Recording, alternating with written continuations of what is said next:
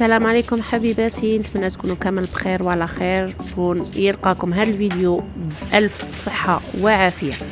هنايا عندي طاجين صيفي بامتياز. هنايا اللوبيا الخضراء كما راكم تشوفوا، اللوبيا الخضراء بطريقه سهله وبنينه ومرقه حمراء معسله كما راكم تشوفوا. هنايا عندي حبه على البصل متوسطه، نقطعها شرائح كما هكا، نعاود نقطع عليها هذيك اللوبيا الخضراء، نزيد زوج سنانف تاع الثوم كما راكم تشوفوا هنايا. هذا الطريقه اللي نديرها انايا. خير ملي تطيب اللوبيا وحدها وتعاود تزيد تقلي معاها البطاطا وكاع، هذه الطريقه شابه بزاف.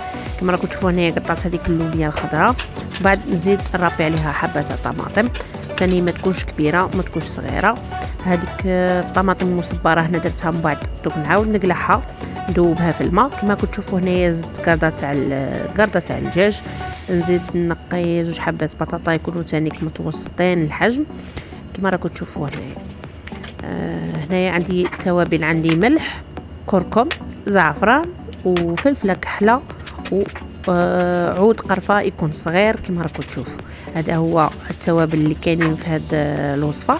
هنا نزيد حفنه تاع زيتون ماشي بزاف، ندير الزيت ونقليها مليح. كي تتقلى مليح ونشوفها هالك هي واحد هذاك البصل وديك اللوبيا طلقت الماء. هنا غادي نخلط هذيك الطماطم المصبره مع شويه تاع الماء دافي كما راكم تشوفوا هنايا، ونسقي. ما تكثروش الماء خاطر اللوبيا والبصله يطلبوا الماء وحدهم، واللوبيا ما تبغيش الماء بزاف. هذا الماء اللي رانا نديروه غير باش طيب لنا ديك البطاطا. هنا نقول لكم سيو الوصفه، نقول لكم شهيه طيبه. الى فيديو اخر ان شاء الله، نتمنى تكونوا كامل بخير وعلى خير. مع السلامه.